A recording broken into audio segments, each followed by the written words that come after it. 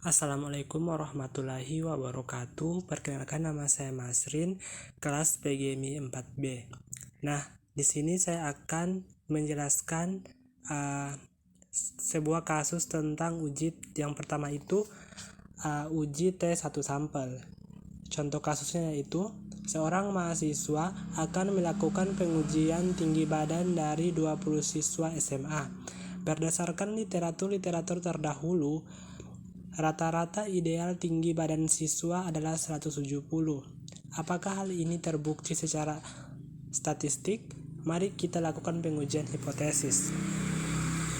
Nah, sebelum kita melakukan pengujian hipotesis, kita harus menentukan hipotesis nol dan alternatif.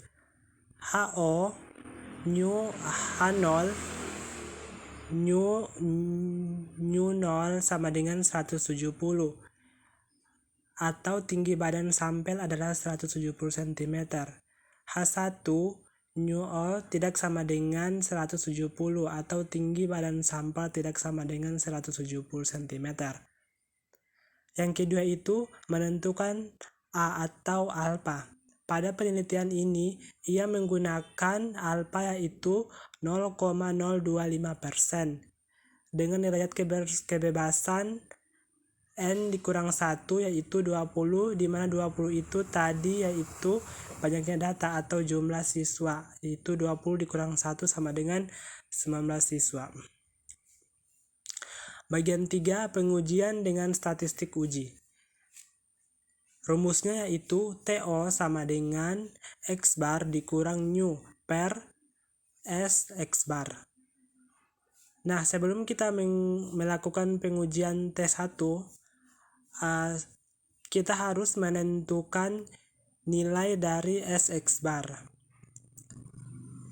Rumusnya yaitu SX bar sama dengan S per N kuadrat.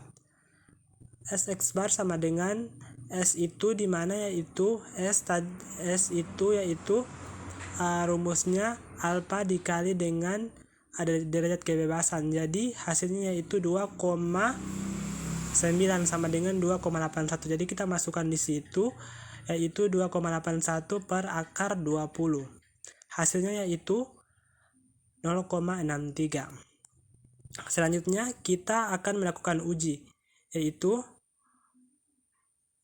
T0 sama dengan X bar dikurang nu per S X bar. X bar tadi kita telah menghasilkan yaitu 171 dikurangi dengan nu yaitu 170 dibahagi dengan tadi hasil yang kita cari yaitu SX bar yaitu 0,63. Jadi hasilnya yaitu 1,59. Jadi kesimpulannya yaitu berdasarkan hasil pengujian di samping bisa kita simpulkan bahwa kita gagal untuk menolak HO, atau bisa disimpulkan bahwa tidak terdapat cukup bukti untuk menolak HO. Artinya tidak ada tingkat kepercayaan sebesar 95%. Rata-rata tinggi badan siswa SMA adalah 170. Selanjutnya yang kedua yaitu uji T2 sampel berpasangan. Contoh kasusnya yaitu suatu kegiatan penelitian eksperimental telah berhasil menemukan metode ABG sebagai metode baru untuk mengajarkan mata kuliah Statistika 2. Dalam rangka uji coba terhadap efektivitas atau kemampuan metode baru itu dilaksanakan penelitian lanjutan dengan menggunakan hipotesis nol atau nihil yang mengatakan tidak terdapat perbedaan yang signifikan nilai statistika 2 antara sebelum dan sesudah diterapkan metode ABG sebagai metode mengajar mahasiswa UIP semester 6. Dalam rangka pengujian ini diambil sampelnya yaitu sebanyak 20 mahasiswa. Jadi peneliti ini mengambil sampel sebanyak 20 mahasiswa dengan menggunakan taraf kepercayaan sebanyak 95% dengan alfa 5% untuk menguji pernyataan tersebut. Sebelumnya kita harus menentukan hipotesis dulu, yaitu hipotesisnya yaitu H0 nu 1 sama dengan nu 2, yaitu atau tidak terdapat perbedaan yang signifikan antara hasil belajar sebelum dan sesudah. H1 nu 1 tidak sama dengan nu 2, atau terdapat perbedaan yang signifikan hasil belajar sebelum dan sesudah. Yang kedua itu alfa. Alfa tadi kan di situ telah kita ketahui bahwa 5%. Selanjutnya kita menentukan daerah kritis. Rumusnya yaitu DB sama dengan N dikurang 1. Tadi kan N-nya itu banyak data, yaitu 20 mahasiswa dikurang 1 sama dengan 19. Selanjutnya kita menentukan T hitung. Nah, sebelum kita menentukan T hitung, kita harus mencari dulu dengan menghitung D atau selisih. Nah, ini merupakan tabel bantu yang telah saya buat. Jadi, kita masukkan ke dalam rumus bahwa kita cari dulu kita harus mencari dulu standar deviasi. Rumusnya yaitu E sama dengan akar 1 per N kurang 1 dikali XD2 dikurang XD kuadrat per N. Jadi 1 per N dikurang 1 20 19. Berarti hasilnya 20 dikurang 1 sama dengan 19 dikali dengan XD2. Jadi kan tadi kan XD2 sini kan 1002 ya. 1002. Jadi kita tulisin 1002. Hasil dari XD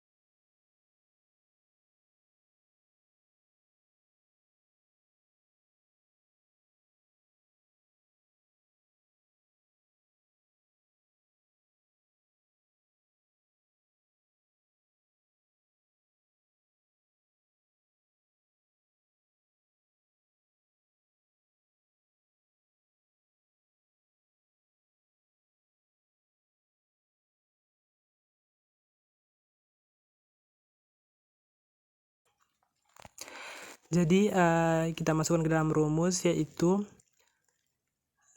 1/19.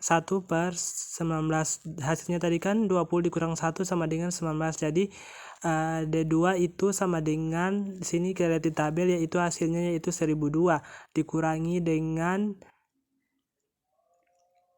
D X1 dikurang X2, yaitu hasilnya sama dengan min 90 dikuadratkan 2 bahagi dengan 20, hasilnya yaitu akar 31,4211.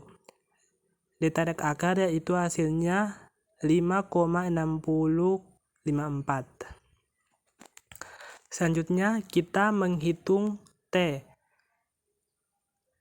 yaitu min 90/20 bahagi 5,6054 bahagi akar 20. Min 90 bagi 20 hasilnya yaitu min 4,50 bahagi 5,6054 bahagi akar 20 hasilnya yaitu 1,2534. Jadi min 4,50 bahagi 1,2530 ya hasilnya yaitu min 3,5902.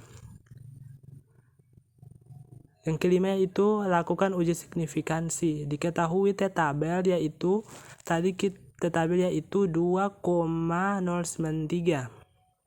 Sehingga T hitung lebih besar dari T tabel. Kesimpulannya yaitu HO ditolak, sehingga disimpulkan bahwa terdapat perbedaan yang signifikasi antara hasil belajar statistika 2 sebelum dan sesudah diterapkan metode ABG. Selanjutnya, bagian ketiga yaitu uji T2 sampel bebas atau independen. Contoh kasusnya yaitu dosen statistik ingin mengetahui apakah ada perbedaan nilai ujian mata kuliah statistik antara PGMI 4E dan PGMI 4B. Peneliti ini ingin menggunakan sampel sebanyak 15 mahasiswa pada masing-masing kelas dengan taraf signifikasi sebanyak 5%. Yang pertama, kita harus membuat hipotesis penelitian. H0 atau tidak ada perbedaan nilai statistik antara PGMI 4E dan 4B. H1 ada perbedaan nilai ujian statistik antara PGMI 4E dan PGMI 4B. Yang bagian kedua, hipotesis penelitian statistik. H0 itu nu E sama dengan nu B. H1 nu E tidak sama dengan nu B dengan menggunakan uji dua pihak. Bagian ketiga, menentukan taraf signifikasi. Taraf signifikasi telah kita ketahui bahwa alfanya yaitu sama dengan 5%. Yang bagian keempat, kaidah pengujian. Jika T hitung lebih besar dari T tabel, maka HO ditolak. Jika T tabel lebih kecil dari T hitung atau lebih kecil dari T tabel, maka HO diterima. Yang bagian kelima, menentukan T hitung dan T tabel. Yang pertama itu kita harus menggunakan tabel bantu. Nah, di sini sudah saya dapatkan hasil dari tabel yang saya buat. Mohon maaf karena kalau saya tulis di dalam buku catatan itu tabelnya panjang, jadi saya cuma menuliskan hasilnya saja. Jadi hasil yang saya dapatkan yaitu nilai kelas 4E atau X1 sama dengan 1090, nilai kelas 4B atau X2 sama dengan 970,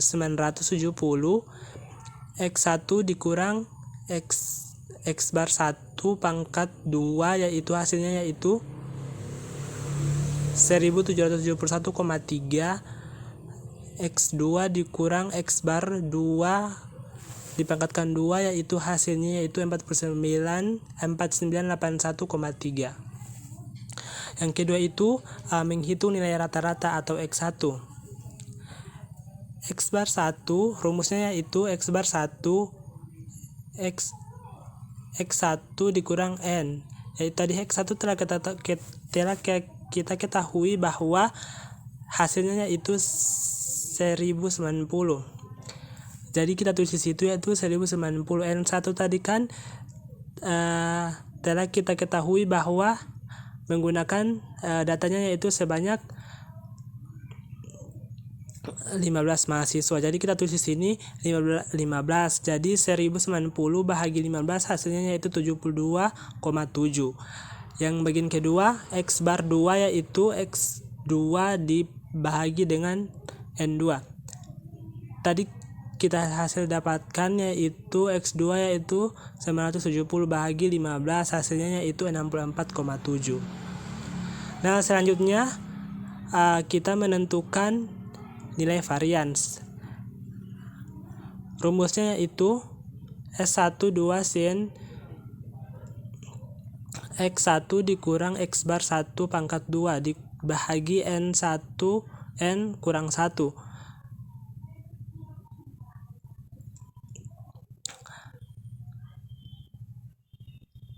Tadi kita dapat hasilnya X1 dikurang X bar 1 yaitu hasilnya yaitu 1771,3. Kita tulis di sini yaitu 1771,3 bahagi 14. Tadi 15 dikurang 1 sama dengan 14. Hasilnya yaitu 126,5.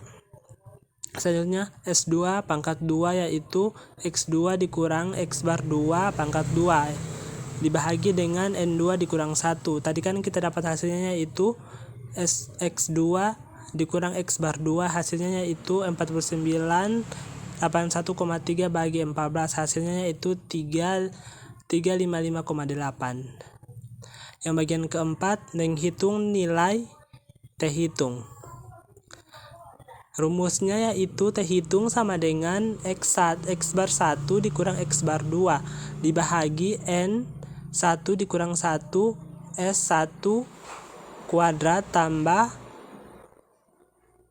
dikalikan N2 kurang 1 dikali S2 kuadrat 2 per N1 tambah N2 kurang 2 dikalikan dengan 1 seper N1 tambah 1 seper N2.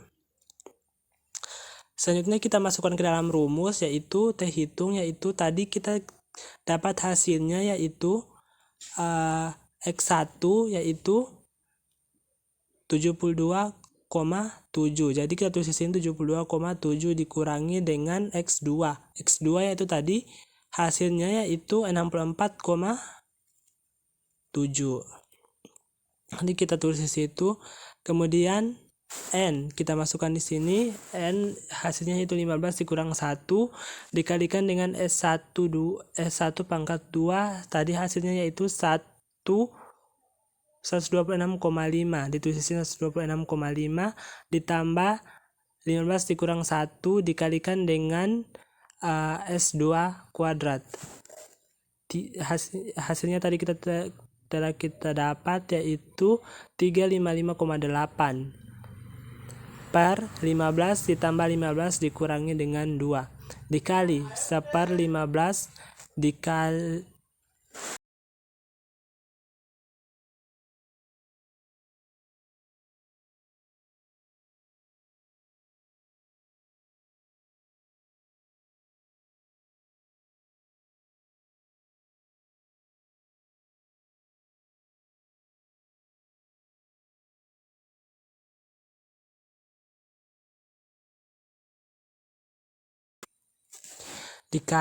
seper 15 ditambah seper 15. Selanjutnya 72,7 dikurang 64,7. Tadi 15 kurang 1 hasilnya 14 dikalikan 126,5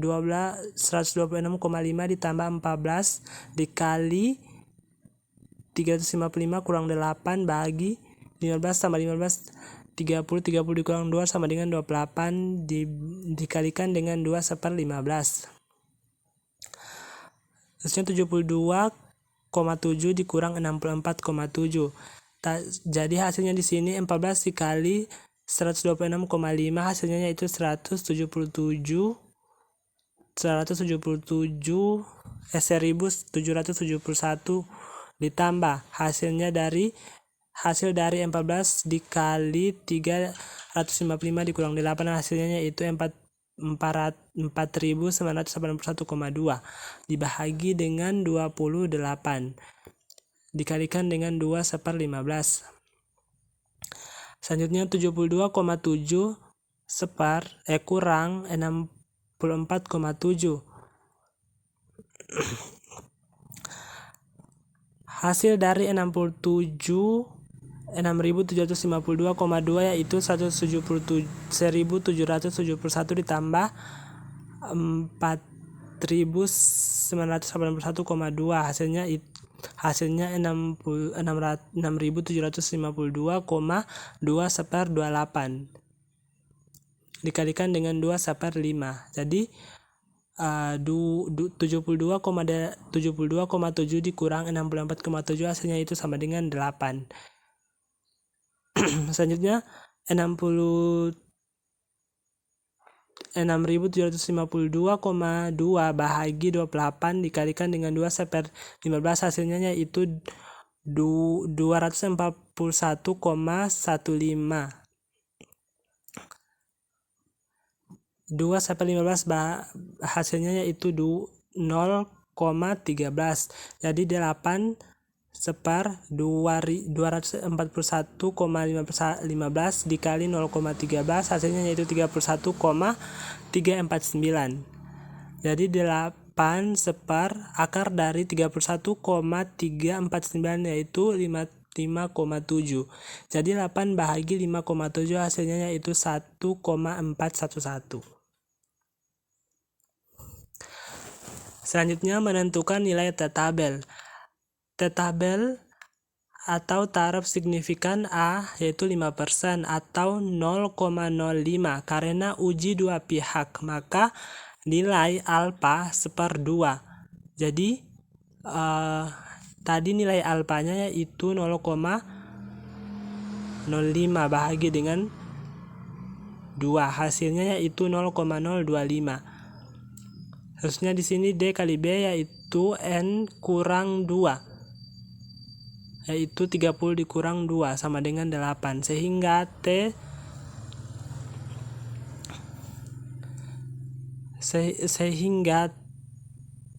yaitu 0,025 kali 28 sama dengan 2,048. Jadi kesimpulannya yaitu T hitung sama dengan tadi 1,411. Tadi kita terdapat hasilnya yaitu 1,411. T-tabel yaitu 2,048. Tadi kita dapatkan hasilnya. T hitung lebih kecil dari T-tabel, maka HO diterima. Artinya tidak ada perbedaan nilai ujian statistik antara PGMI 4E dan PGMI 4B. Jadi kesimpulannya yaitu T hitung lebih kecil dari T-tabel, maka HO itu diterima. Karena tidak ada perbedaan antara nilai ujian statistik antara PGMI 4E dan 4B. Mungkin sekian penjelasan materi tentang uji T sampel, semoga bermanfaat. Lebih dan kurangnya saya mohon maaf. Wassalamualaikum warahmatullahi wabarakatuh.